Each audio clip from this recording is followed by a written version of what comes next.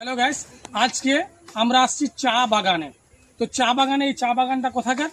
এটা হলো বেঙ্গল, আসাম আর ভুটানের মানে বর্ডারে। ভুটানের বর্ডারে এই চায়ের ইটা আছে, খেতে। এটা খুব সুন্দর বাগান আছে।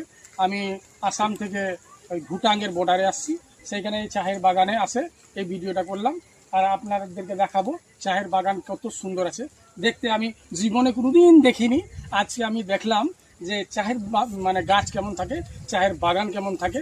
চা তো খুব খাই, সকালে একটা বিকালে একটা, কিন্তু বন্ধু বান্ধব পালে একটু বেশি হয়ে যায়। কিন্তু আজকে আমি জানতে পারলাম যে চায়ের মানে গাছ কেমন থাকে, আর চায়ের পাতা কেমন থাকে, আর কি ধরনের বাগানটা থাকে। আপনি লোকেশনে ক্যামেরাম্যান দেখাও তো একটু দিয়ে চারোদিক দিয়ে।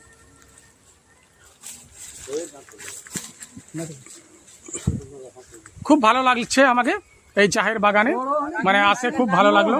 হ্যাঁ, তো আর কি আর বলবো, দেখছেন কত সুন্দর আছে চায়ের বাগান। হ্যাঁ, এদিকে চায়ের বাগানে একটা কাজ করে এই কর্মচারী আছে।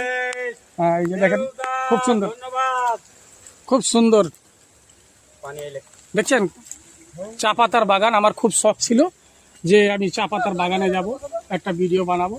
হ্যাঁ, খুব সুন্দর লাগছে, চারোদিক দিয়ে ওইদিকে ঘুরায় দেখাও। হ্যাঁ, এত সুন্দর আমাকে লাগছে চায়ের বাগান। তো যাক, আমি বলেছিলাম যে আসাম যাব আর কিছু দেখাবো, তো যাক আমি চায়ের বাগানে দেখাতে পারলাম।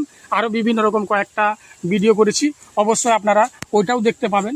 হ্যাঁ, আর ভিডিওটাকে শেয়ার করবেন, লোককে দেখার সুযোগ করে দেবেন। আপনারাও আসার এখানে চান্স লাগাবেন যেন আসতে পারেন। ঠিক আছে, ধন্যবাদ। এই যে দেখেন চায়ের গাছ কেমন ধরনের, ঠিক আছে।